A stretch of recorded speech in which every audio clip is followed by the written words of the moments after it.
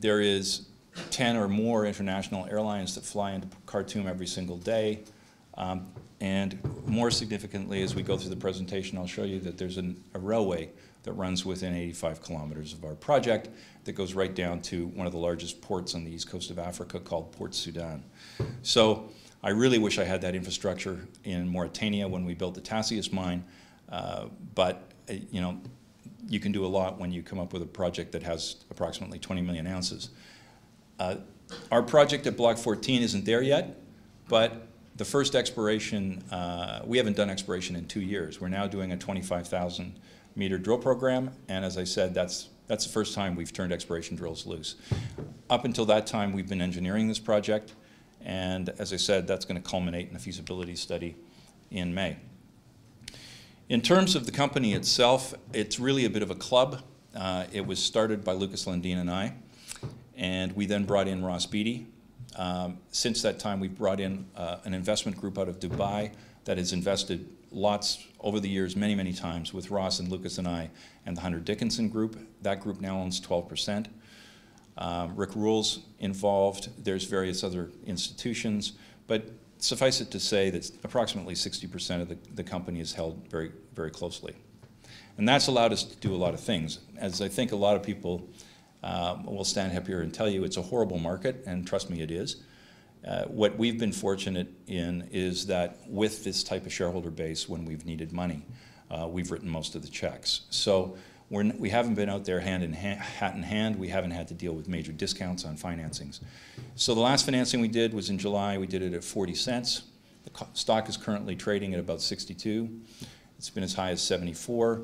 A lot of that increase in value has been based on positive news coming out of Sudan and also how the project's been developing. Management team, as I said, it's the Redback management team. I'm CEO. Hugh Stewart, who's president. Hugh has been responsible for pretty much all the gold ounces discovered by Redback. And before that, he was the project manager for Anglo in Tanzania, exploration, and found a lot of ounces at Gaeta. Kevin Ross was my chief operating officer at Redback, and Jeff Yip was a junior accountant when we ran Redback, and now he's CFO of Orca. The board of directors, my number 2 guy at Redback, Simon Jackson, is chairman. Simon runs a company now called Bedell. He lives in Perth, Australia, and has to travel a long way to his project in Brazil. Alex Davidson is former executive VP of Barrick. Bob Chase, head of the audit committee. David Field was one of the senior portfolio managers at Carmignac in Paris. And Derek White is very well known for being the CEO of KGHM, and recently built one of their big projects down in Chile. So a very good board, both terms of finance and operations, and fully qualified to take this project into production. So where are we? Well, we're in the very northern part of Sudan, very close to the Egyptian border, very far away from the border with South Sudan. And South Sudan is still a big problem. They're trying to improve it. But certainly it is night and day in terms of what is Sudan and what is South Sudan. And people get it confused. But Sudan is a distinct country. It is, the capital city is Khartoum, and South Sudan is a new country. It was formed about 4 or 5 years ago, and the capital city of that country is Juba. Very different people, okay? Sudan itself, and this is where the perception is wrong, it's a very safe country to operate in. We've been there now for 6 years. We have no security. We've had no security incidents. We have a 100-man camp up in the middle of nowhere. There are no guns. It is, as I said, a very, very moderate Muslim society. One of the first things you see when you drive into Khartoum is a Christian church, and it's multi-denominational, albeit majority Muslim. But they're tolerant, and they're also moderate in the sense of Muslim culture. You go out in Khartoum to a restaurant, you will see young people conversing, women without headdresses, wearing jewelry, makeup. And at nighttime, one of the favorite things for people in Khartoum is to walk along the Nile, and you'll see husbands and wives and boyfriends and girlfriends walking hand in hand. I guarantee you won't see that in Riyadh. So again, it's one of the reasons the Americans have been pushing for removal of the sanctions, particularly the Pentagon. They see Sudan as a stabilizing force in the Gulf, a very strong military force, a very stable government, and a moderate society. And that is certainly our experience. Okay, this just shows you the growth of gold production in Sudan. This has saved Sudan's rear end over the last 5 years after losing oil. They discovered they had a huge gold endowment, and they've been pushing hard artisanally to realize on that, and that's been their major source of foreign currency for the last few years. Okay, there's not a lot of guys here, let me tell you, at this point in time. Directly to the south of us, about 100 kilometers, is Managem. Managem is the Moroccan state mining company, and they have a deposit which is similar in size and grade to ours, and a similar development stage, quite frankly. We're a little bit ahead of them right now because we've found a viable water source. They're going to have to build a pipeline to the Nile. That it will happen, and both these projects will get developed over the next few years, and they'll contribute, you know, close to 500,000 ounces between the two projects of production annually to Sudan. Now, exploration is picking up. It's a revolving door in Sudan since the sanctions were removed in October. I can tell you the airlines are full, the hotels are full, the ministries are full. Everybody is flocking in on every single industry, and in particular, mining. So this is our project as it is today. We started off, I mean, people talk about big projects. This is on a scale that is almost unheard of. The size of our concession originally was 7,000 square kilometers. Over the life of the concession, we've had to reduce by law, and we are now sitting on a concession of 2,100 square kilometers. We will be converting this to mining leases next year, and overprinting that will be a new concession for exploration because we're going to be continuing our exploration activities on the ground that will not be part of the mining lease. The game changer for us was the discovery of water. 85 kilometers away from the project, we've discovered a huge aquifer. That aquifer, what we've drilled off, it's a 500 square kilometer anomaly. We've only drilled off 100 square kilometers. That's going to produce, it contains 100 million cubes of water. We only need 60 to 70. And we can pump that at a rate of 150 liters a second. It's a spectacular aquifer.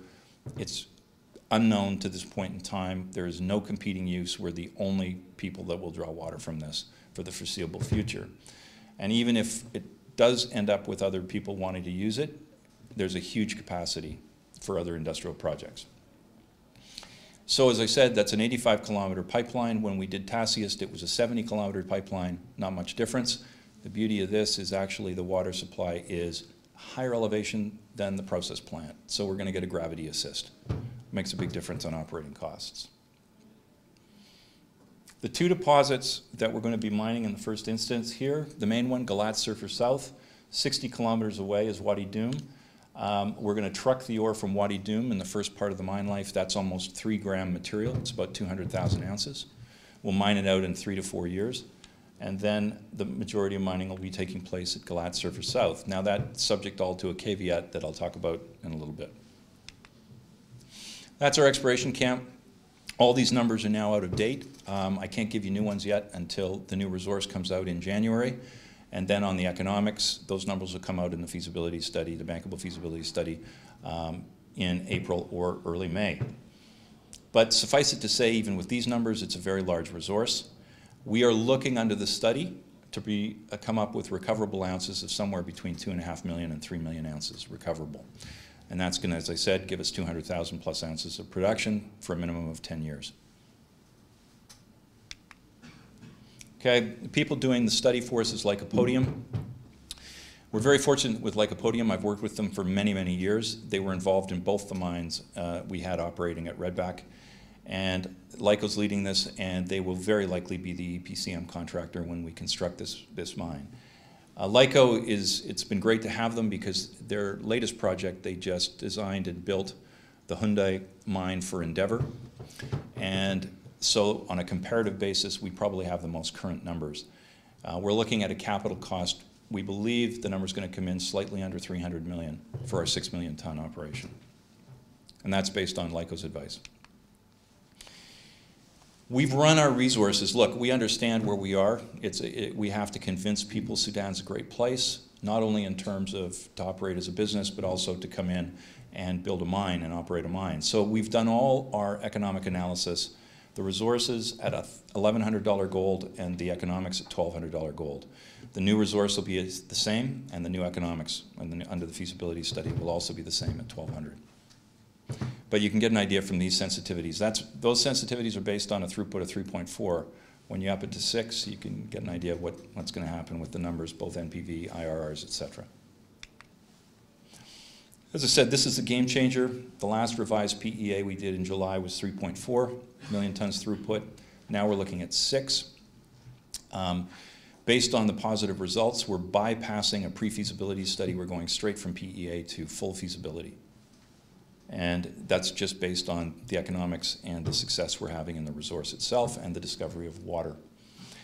That borehole is pretty interesting. I mean, this is in the middle of nowhere. You can imagine and picture from whether you've been there or seen it in movies or pictures, this is the Sahara Desert, and particularly where this water is flat as a pancake for as far as you can possibly see in every single direction.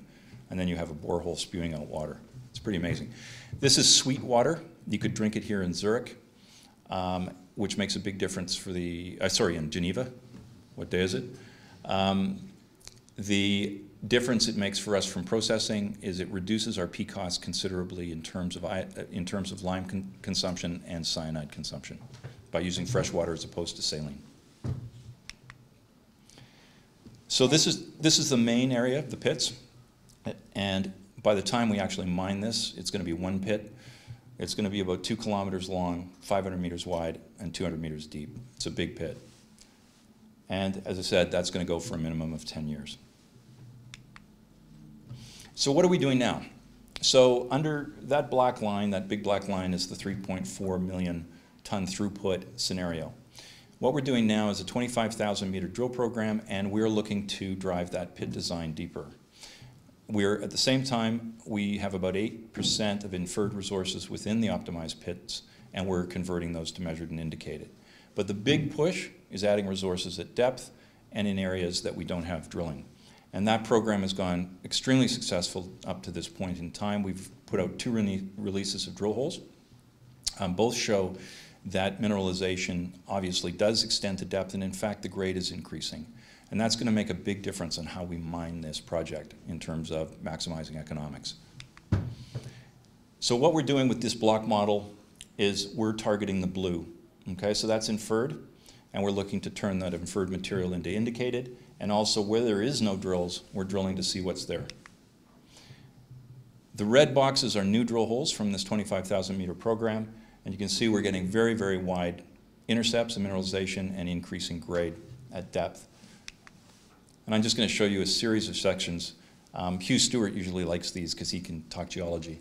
But they're all pretty much the same. These are different cross sections within the pit, the big pit, and just showing you what we're targeting. Again, the red boxes are new holes.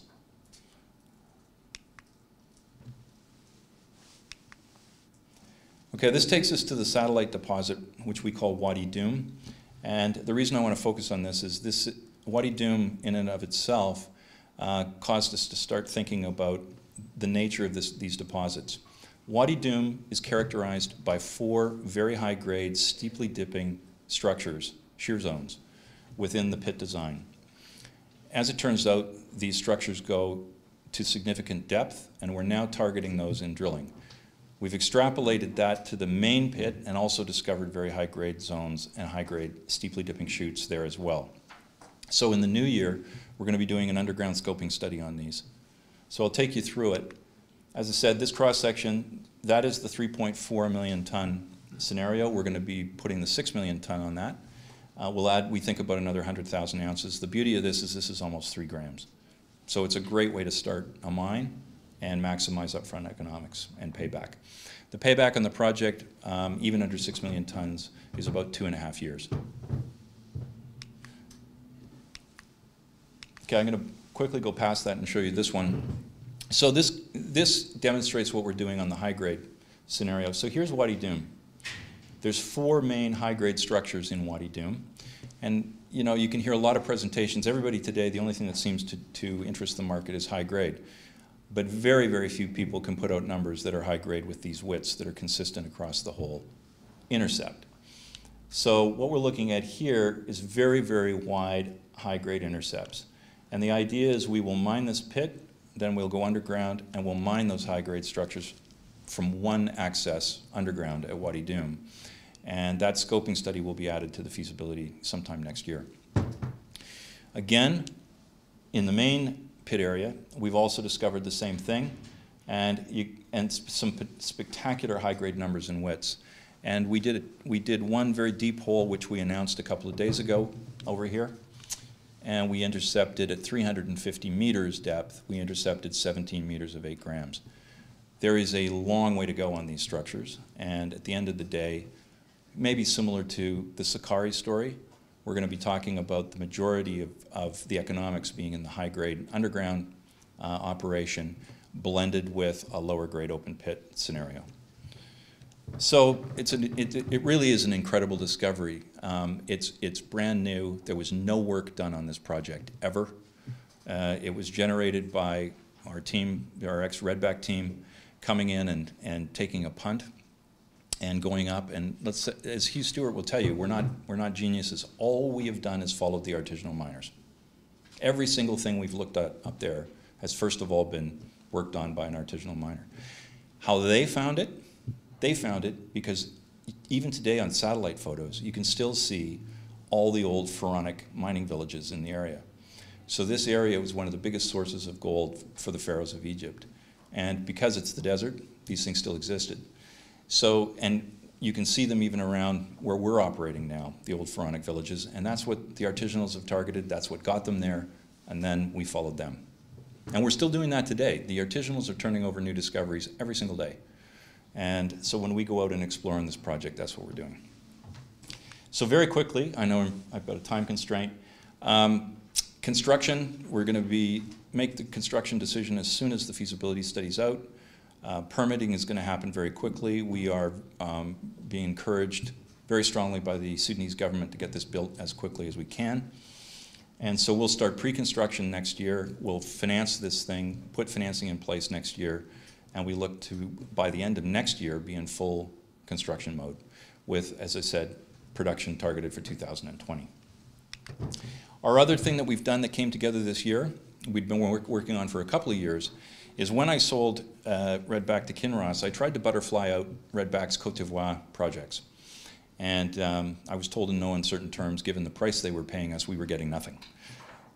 So we've been working on Kinross since then to try to allow us to come in and somehow either earn in or acquire the old projects in Côte d'Ivoire. And finally, in January this year, they agreed. So Kinross has sold us back all the Redback assets in Côte d'Ivoire. That combines with applications and concessions that Orca applied for in its own right. And so we now have a very significant position in Côte d'Ivoire, which in West Africa we think is the best place to be today. So we have properties everywhere. These properties are immediately east of Tongon, Randgold's mine. In fact, they border Randgold's concessions. Mirando, Redback made a discovery in Mirando back in 2009. That's never been followed up. These are other applications of ours. Mirando is now where we don't have ground. It's completely surrounded by Randgold. And everywhere else we have ground is surrounded by other companies right now, like Centamin, like Newcrest, et cetera. So we are getting back on the ground as in the first week of December. In the first week of December, we'll be drilling Mirando again. Hasn't been drilled since 2009, 2010. We went in on a very quick pass program, 65-meter holes, reverse circulation program. We made a discovery. It's 600. All we drilled was 600 meters of strike length. It's 200 meters wide. We only drilled it to 65 meters depth, most of which is oxides. It leaches like a dream, 96%. We did metallurgical bottle rolls on it, and in fact, the transition and the sulfides also return 96% recoveries. So this is really interesting for us, something we can go after very, very quickly. We're going to go in and drill 200-meter holes in the first week of December. We'll complete it by Christmas time, and we'll look to come out with the results in the new year, but we're also looking to fast track this towards development. It's a very easy one to do. At the same time, we'll explore all our other ground we got back from Kinross, and we see where we go. So Kinross, as a result of this deal, will own 7% of Orca. They will be a strategic investor, and they'll hold a 2% NSR on the projects they're giving us.